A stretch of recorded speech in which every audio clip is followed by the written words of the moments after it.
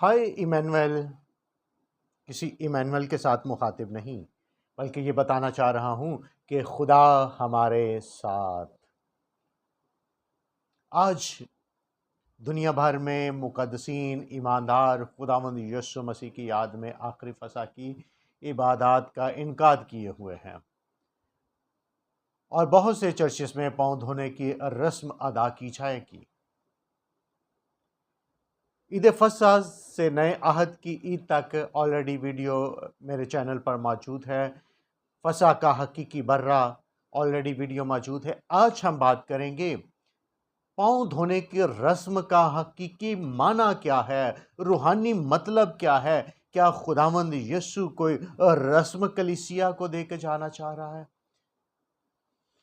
کیا صرف پاؤں دھونا ہی ضروری ہے؟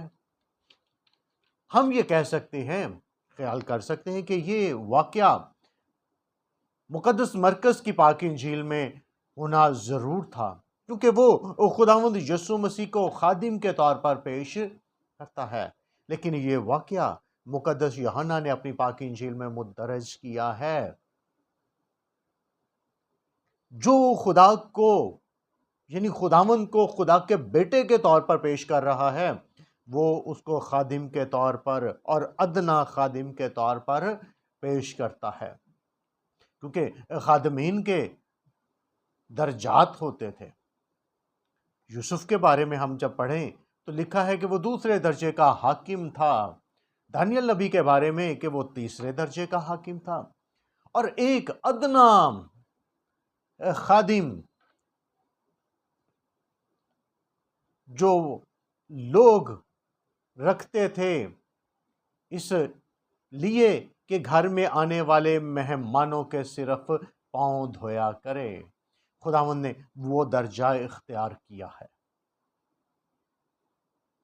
آج ہم اس کے روحانی معنی کو دیکھیں گے، اس واقعہ سے آگے جب خداوند یسوع مسیح نے پاؤں دھونے شروع کیے ہیں اور پطرس رسول نے کہا ہے کہ تو میرے پاؤں نہیں دھو سکتا، خداوند یسوع نے کہا اگر میں تیرے پاؤں نہیں دھوتا تو تو میرے ساتھ شریک نہیں ہے۔ اس نے کہا کہ پھر مجھے نہلائی دے، تو خداوند یسوع نے کہا جو نہا چکا ہے اسے پاؤں دھونے کی ضرورت ہے۔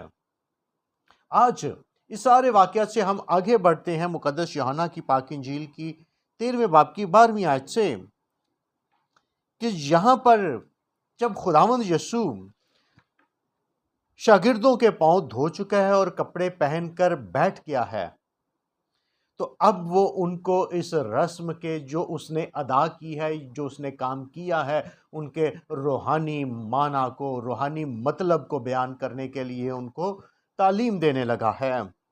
اور پھر سوالیہ انداز ہے، تو ان سے کہا کیا تم جانتے ہو کہ میں نے تمہارے ساتھ کیا کیا ہے؟ تعلیم دینے کا بہترین طریقہ سوال کرنا ہوتا ہے، اور خداوند یسوع مسیح نے سوالیہ طریقے سے ان سے پوچھا کہ کیا تم جانتے ہو کہ میں نے جو کچھ کیا ہے تم جانتے ہو؟ مجھ استاد اور خداوند جسے تم کہتے ہو، اس نے یہ ثابت کر دیا ہے، استاد نے ثابت کر دیا ہے خادم بن کر کہ خدا کے حضور بڑا رتبہ اس کا ہے جو خادم بنتا ہے۔ خادم کا رتبہ بڑا ہے، اور اگر استاد اور خداوند نے اپنے شاگردوں کے پاؤں دھوئے ہیں تو ان کے لیے کوئی عذر نہیں ہے، شاگردوں کے لیے، خادمین کے لیے، کہ ایک دوسرے کے پاؤں نہ دھوئیں۔ کیا خداوند کا مطلب تھا کہ وہ لفظی معنوں میں ایک دوسرے کے پاؤں دھویا کریں؟ کیا وہ کلیسیا کے لیے کوئی رسوماتی ضابطہ مقرر کر رہا تھا؟ ہرگز نہیں، نہ تو رسوماتی ضابطہ مقرر کر رہا ہے، نہ وہ یہ بتا رہا ہے کہ صرف پاؤں دھویا کریں، بلکہ روحانی مطلب ہے کہ وہ ان سے کہہ رہا ہے کہ کلام میں ایک دوسرے کے ساتھ متواتر رفاقت کے سلسلے میں ایک دوسرے کو پاک رکھیں، رفاقت کے سلسلے میں۔ اور اگر ایک بھائی کو دیکھتا ہے کہ وہ روحانی طور پر تو سرد ہے لیکن دنیا داری میں گرم ترین ہے، تو پھر محبت کی روح سے لازم ہے کہ وہ اسے خدا کے کلام کے مطابق اور محبت کی روح سے اسے نصیحت کرتا رہے، نصیحت کرتا رہے کہ روحانی طور پر سرد نہیں، گرم ہونا چاہیے۔ اور پھر خداوند نے ان کو یہ نمونہ دکھایا کہ وہ روحانی طور پر ایک دوسرے کے ساتھ کیسا سلوک کیا کریں۔ اگر غرور اور ذاتی دشمنیاں ہمیں اپنے بھائیوں کے ساتھ، اپنے عزیزوں کے ساتھ خدمت میں جھکنے نہیں دیتی، تو ہمیں یہ یاد رکھنا چاہیے کہ ہمارے خداوند اور مالک سے بڑا کوئی نہیں ہے، ہمارے خداوند اور مالک سے بڑا کوئی نہیں ہے۔ اس نے انکساری اختیار کی، خاکسار بنا، پاؤں دھوئے اور ان کے دھوئے جو ناشکرے ہیں اور نالائق ہیں، جو اس قابل نہیں ہیں۔ اس خداوند اور مالک نے ان لوگوں کے ساتھ جو اس لائق بھی نہیں تھے، ان کے پاؤں دھوئے، اور وہ یہ بھی جانتا تھا کہ ان میں سے ایک مجھے دھوکے سے پکڑوائے گا، تو پکڑوانے والے کے ساتھ بھی اس نے ایسا ہی کیا۔ تو اس کا مطلب یہ نہیں کہ اس کو ہم رسوماتی طور پر ہی ادا کریں، بلکہ یہ ایک ایسا عمل ہے جو زندگی بھر جاری رہتا ہے کہ ہمیں عاجزی، فروتنی اور خادمانہ روح اختیار کرنا چاہیے۔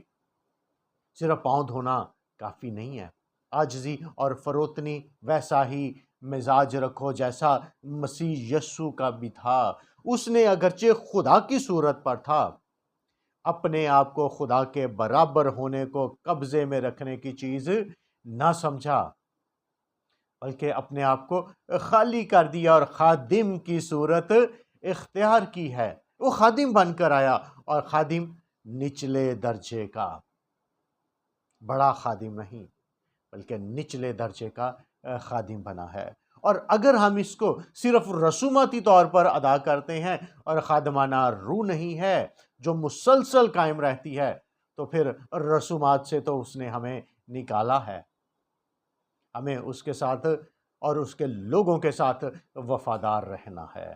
خداوند آپ کو برکت دے، اور اس بات کو یاد رکھیں کہ پاؤں دھونے کی رسم سے بڑھ کر عاجزانہ اور خادمانہ روح ضروری ہے۔ خداوند آپ کو برکت دے، آمین۔